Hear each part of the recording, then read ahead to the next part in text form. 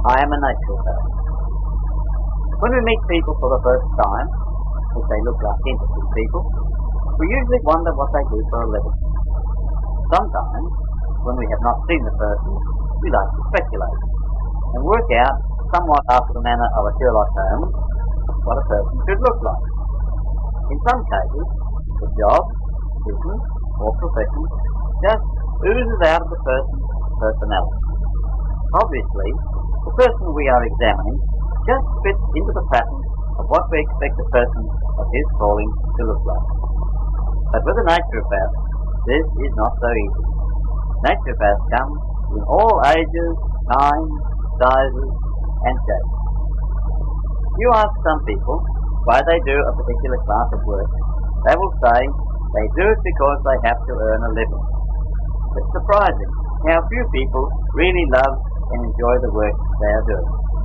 Many people do not even think about it, or if they do think about it, they soon become resigned to the inevitability of their job. It is a vicious circle which they would like to break, but can't. Why does a man or woman practice naturopathy? I deliberately mentioned a woman, because although there is no reason why women should not practice naturopathy, there are very few who do so. Apart from a few well-known exceptions, it seems to be almost exclusively a man's domain. And yet, the world would be a much better place if more women understood and adopted natural living and natural healing. If asked why he practices naturopathy, a naturopath could answer, because I need the money. But in the vast majority of cases, this would not be true. In some professions, where there are established colleges, recognised diplomas, and a ready-made clientele, this is undoubtedly true. To a person who manages to get his diploma, a good living is assured. But in naturopathy, there are very few colleges. They are generally not accepted by the powers to be, and there is no ready-made clientele.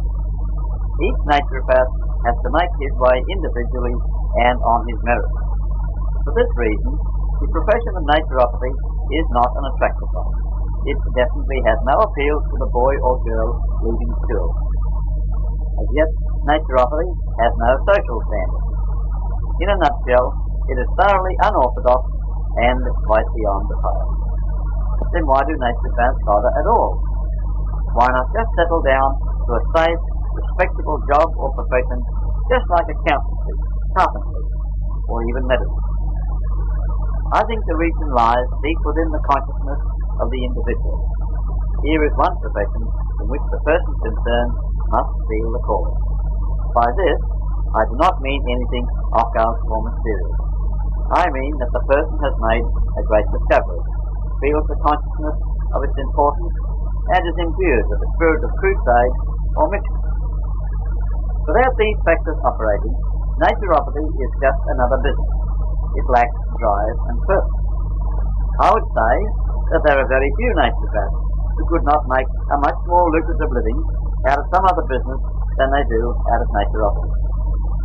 What then is the attraction to those who adopt naturopathy as their profession?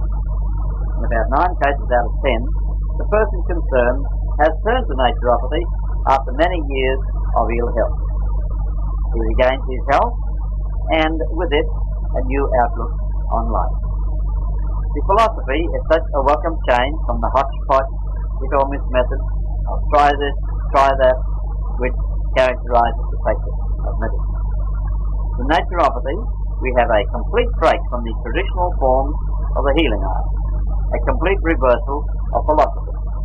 Instead of searching for the use of cures, we are conscious of only one source of health, the healing force inherent in every cell of our body. When the patient is restored to health, he usually vows that he will study to make himself proficient and to devote himself to the spread of the newly found knowledge. It is true that there are a few colleges of naturopathy in Great Britain, Germany, Austria, India, and even in Australia. But their output of graduates is pitifully small. The people who are generally drawn into naturopathy are usually middle-aged, their finances are depleted by ill health, and they have family commitments. It is usually economically impossible to consider a full 4-year training course at a college. Sometimes a patient will commence as an assistant to a naturopath, and after a few years' experience branches out on his own. By whatever door he enters naturopathy, the drive is the same, an urgent desire to tell the world the good news that health is natural and that sickness is unnecessary. It will be obvious by now that naturopathy is quite different from all other healing arts. In its philosophy and its demands of its practitioners, a naturopath is primarily a physician. It is his mission in life to show people that disease is not an entity, and that in every case the cause is a natural one. The cure depends on the reversal of the process. By living in conformity with the laws of nature, we allow the body to expel foreign matter and to re-establish correct function. A medical doctor can, and often does, advise his patients not to smoke tobacco or take alcohol, while doing these very things himself. No one thinks any less of him for doing this. A naturopath, on the other hand, is supposed to be a living example to his patients of how one lives under the care of nature. He teaches by example. How illogical it would be for a sick person to advise another sick person how to get well. Physician, heal thyself is our motto. By thought, word, and deed, a naturopath is judged. We must be sure that the public will not be disillusioned by anything we do or say in our own lives. In other words, a naturopath is on show. A naturopath who gives only sufficient information to his patients to enable them to get well has done only one half of his job. He should teach them how to keep well. It is not the business of the naturopath to give relief only. That is the business of the medical profession. His real duty is to so inspire his patients by precept and example that they can see the error of their way, their present way of life, and will make the necessary changes to not only get well, but to keep well for the remainder of their lives. A naturopath should not claim to be a doctor, nor to treat diseases and symptoms in the style of a medical practitioner. The naturopath is the teacher of a way of life which runs counter to medical theory. No matter how he may be tempted, he should not ape the doctor, nor use his methods. It should be our aim to make each patient self-reliant, so he will be conscious of the difference between the medical and natural concepts of disease and health. The patient should be taught to be his or her own doctor, not to lean on the naturopath exclusively. A naturopath should not be tempted to satisfy a patient by giving medical or Latin names for their complaints. He should explain that naturopaths do not cure disease. They do not even treat disease. Cure is always the merit of the patient. All a naturopath can do is to help the patient to cure himself by guiding him along the path he should take. A naturopath should not be tempted to sell patients food, vitamin tablets, or other remedies. This is the business of the chemist and storekeeper, and has nothing in common with natural health. Let the chemist keep to his business while we keep to ours. The naturopath should be true to his calling, and by his living example inspire all who come into contact with him. The naturopath should be dedicated to his work. If he feels that the accumulation of money is more important to him than the furtherance of his principles, he should go into some other line of business. A naturopath, whether he holds a degree in naturopathy or not, should not use the words doctor, physician, or practitioner in such context as to give the impression that he is holding himself out to be a medical practitioner. He should never do or say anything which could give the impression that he is practicing any branch of medicine. Naturopaths should not expect his patients to grasp details of natural healing procedures after verbal instructions only. It is essential to demonstrate personally the exact techniques of exercise, relaxation, breathing, hydrotherapy, etc. In naturopathy, the effects produced are the opposite to those produced by medical application of similar methods. hence the need for exactness and precision in their use. So it follows that the naturopath must be proficient in all of the techniques used, so he is able to demonstrate with accuracy what he is asking the patient to do. Having told you how and why others became naturopaths, perhaps it is time to analyse my own thoughts on this subject. To me, natural living and natural healing are based on a creed. This creed is the guiding star by which we steer our thoughts and actions. The first great essential is to really believe in what you are doing. There is no room in naturopathy for skeptics or time servers. Only a burning conviction is good enough. Being of a natural scientific turn of mind, I like to know how things work and why. Naturopathy offers me a logical, reasonable and scientific explanation for the phenomena of nature which is regarded as mysterious by the orthodox profession. Naturopathy offers me a new, yet old, way of life which satisfies by simplicity and purity. It enables me to enjoy the benefits of society while still preserving my individuality. Naturopathy enables me to live more cheaply and economically than under the orthodox system. It offers the greatest freedom from pain and disease, the highest physical and mental efficiency, and the possibility of developing one's capacity for thought and culture and the achievement of the maximum longevity. It represents a challenge to anyone with a crusading spirit to win those who are living unnaturally to our way of life. A naturopath exists for one purpose only, the promotion of health. We believe that radiant health is a natural state, which can be enjoyed and maintained only by observing the natural laws and living in harmony with them. The aim of a naturopath is to teach people how to restore lost health, and when once restored, how to maintain it. His whole philosophy is exactly the opposite to the medical philosophy of dependence on another person. His aim is to impart all the knowledge necessary to make his patients independent of his services. A true naturopath seeks his own extinction and works for that day when all healers are unnecessary.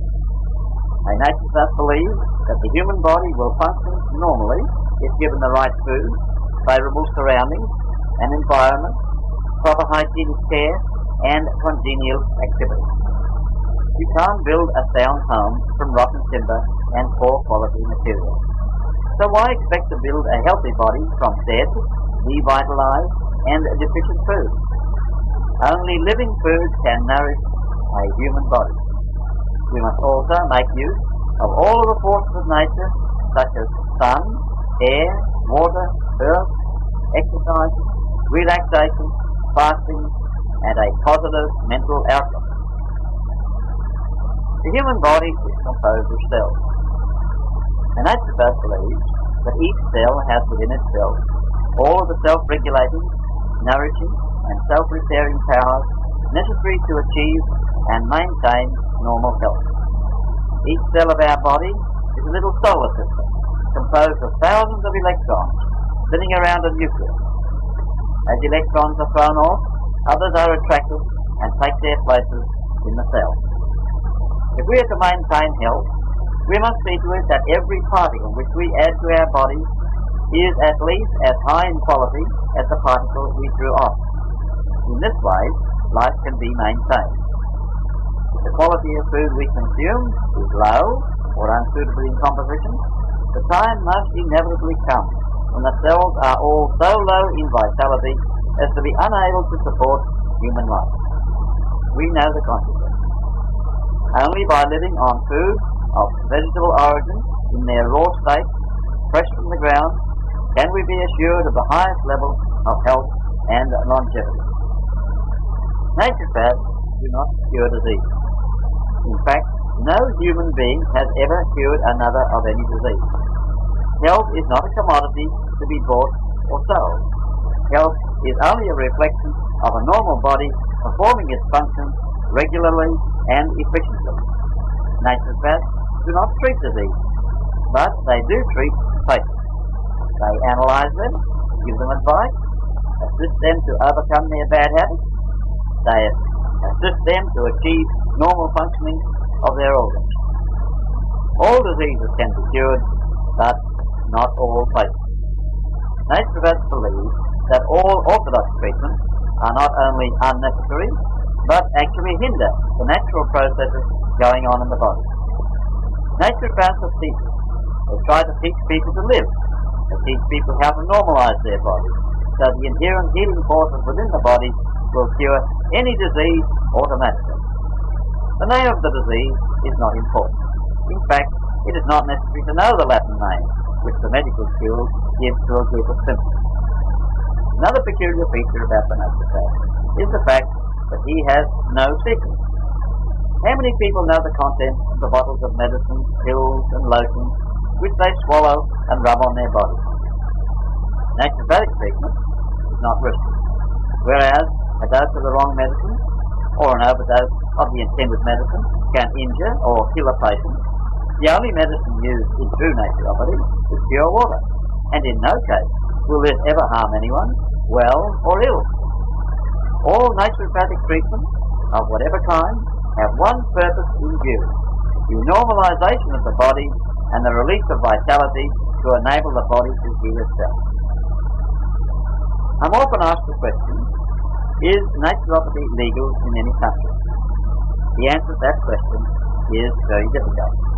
Whereas the principles on which naturopathy is based are not actually illegal, in many countries those who practice naturopathy are not recognized and are not given responsibilities and privileges extended to the orthodox healing art. In some countries, osteopathy and chiropractic are recognized, and those qualifying can practice these arts only. In some states of the United States, naturopathy is legal. In Germany, the Heilpraktiker has a measure of recognition and a certain amount of legal status. Good news has come from China recently. A naturopath was allowed to test the theories and methods of natural healing, and it proved so successful that naturopathy has been officially recognized in China. We look forward to hearing of further progress of naturopathy in this country. In the Soviet Union, although naturopathy is not officially a healing art, the principles on which it is based have been largely accepted. They are extensively using the culture of the skin by means of air, sun and water bathing. They encourage outdoor living and exercise. They encourage conscious relaxation. They lead the world in natural childbirth. They advise a very advanced dietetic regimen. Although this is not quite up to the naturopathic standards, it is far in advance of Western medical dietetics. They do not seem to use fasting officially, although research has been done, and they were one of the first to publish the results of their studies in fasting about 50 years ago. Here is a statement made in 1956. Medical scientists in the USSR insist that health is the natural way of life for human beings. The goal of their research is to find out how people can live healthy lives without ever having to take medicine or treatment. Dr. A.N. Bartoliev, who is president of the Academy of Medical Sciences, made the following statement recently. No matter how useful medical and surgical treatments are, best of all is to correct our mode of life so that people will never need to take medicine or have treatment. I think these are two very significant statements. I sincerely wish that our Ministers of Health in Australia would make public statements at this time instead of advising and urging people to have injections and to drink water contaminated by poison. In India, there have been naturopathic training colleges for many years. There are several naturopathic clinics and many good naturopaths. For a time, it seemed as though naturopathy was going to have official recognition. While Mahatma Gandhi was alive, the naturopaths had protected him. But with his passing, the medical men have had full sway, and naturopaths are only allowed to practice on Saturdays. Considering that India was the ancestral home of primitive naturopathy, this is a sad state of affairs. Still, we must be optimistic. We look forward to the future. We see a world where disease is known only by its acceptance, where people live long, useful, happy lives, serving the cause of progress and justice. where men and women and children can enjoy the beauties of nature, art and music. We envisage a world where wars are looked upon as barbaric customs of a wicked past, where men and women are freed from the drudgery of uninteresting labour, where they can find joy and inspiration in creative and artistic pursuits. All of these things can be ours if we only have the will and the intelligence to bring them about. For thousands of years, sages and philosophers have interpreted the world to us. They have shown us what we should do. But the point is to change it. If the world as we find it is not to our liking, we should change it. If we are indulging in unhygienic living habits, if we are not behaving as human beings should, we should change our ways. Only in this way can progress be made. We cannot expect to cure ourselves of disease if we cling to the old habits which produce these diseases. Surely common sense tells us that if we are to achieve health, then we must cease doing those things which produce ill health. Now you know why I am a naturopath. I believe that illness is unnecessary, that any illness I may have is my own fault. I believe that it is my duty to discover what is causing my illness. I believe that it is my duty to cease doing the things which are causing it. I believe that when I comply with these requirements, my body will do whatever is required to eliminate my illness and restore normality. I believe that all of these things apply to you as well as they do to me. Naturopathy is a naturally cheerful philosophy. I believe that one of the best and surest ways to hasten the advent of the new way of life that I've been talking about is to spread the influence of our natural health societies. There have been many other health societies in the past. There are other health societies in existence at present. But this one is different. It is here today, and it is ours. Sitting in comfortable chairs, listening to health lectures, and watching demonstrations will be of no avail unless what we learn is translated into action. We should all make it our business to get ourselves into first-class health. Then we should appoint ourselves missionaries of natural health. Bring your friends to the meetings and lectures of all the health societies, the Vegetarian Society and others. All hold interesting meetings where you can meet people from all over the world and hear informative lectures. Hand out all the literature and pamphlets that you have put away. Give it to your friends. Help to make known the finest natural health sanitarium in the Southern Hemisphere at Australasia. We have health societies where people can learn to live. We have the Vegetarian Society where you can learn a new way of life with health and without cruelty. We have Naturopaths to help the seriously sick people. We have a health restoring sanctuary at Australasia. What more do we need? We need people. These societies should grow until there are branches in every suburb and town all over Australia. Every naturopath should be busy helping people back to health, training nurses and young naturopaths for the future. Every room at St. Clair should be occupied by health-conscious seekers after health. I believe that one of the best ways that I can help to build these societies is this. We need hundreds of new members.